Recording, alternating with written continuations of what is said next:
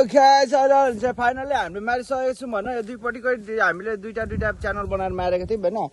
दुईटै कम्प्लिट भइसकेको छ अहिले खायोरी यहाँनिर चाहिँ यस्तो प्रोग्राम चलिरहेछ है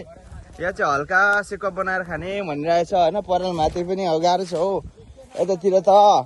अन्त यस्तै छ यो दाउरा छैन क्या अनि यहाँनिर चाहिँ के भइरहेछ भन्दाखेरि यहाँनिर चाहिँ हाम्रो जम्मा माछा चाहिँ कति कलेक्सन भयो भने हाम्रो दिमागमा चलिरहेको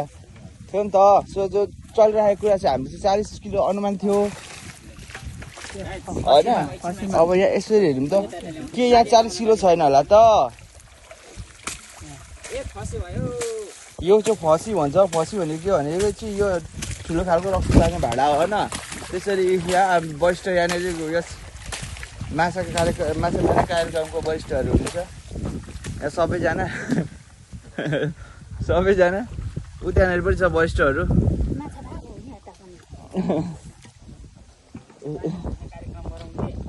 माछा चाहिँ यतिमा मारेको यति एरियामा मारेको होइन यहाँनिर चाहिँ लगभग घाँटी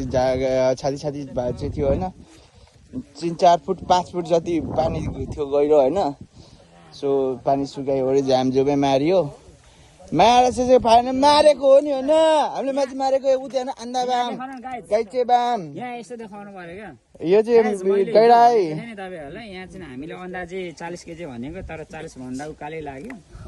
लगभग 45-47 केजीको चाहिँ हाराहारीमा देखियो क्या अब फसी छ माछा यो फसी भनेको फेरि हेर्नु यहाँ हामी त अलिक राम्रो भन्नु पर्यो त्यहाँको फसी छ हेर्नुहोस् ल अनि माछा यहाँ फेरि छिपेको हेर्नुहोस् छिपेको यस्तो छ यो भनेको हामीले अनुमान नै गरेको थियौँ नि त होइन मित्र यहाँनिर कति प्रकारको माछा छ एकचोटि सरले बताइदिनु 12 प्रकारको होला हौ यहाँ त 12 प्रकारको माछा छ ल त नाम सरसरी बताइदिनु त अब अर्को भिडियोमा अहिले चाहिँ हामी बिजी छौँ त्यसले गर्दाखेरि अर्को भिडियोमा नाम गाइस है ओके छ सबैलाई होइन हामीले यो हाम्रो ब्लग चाहिँ घरिघरि यसो हेरिदिनु होला धन्यवाद ब्लग हो हाम्रो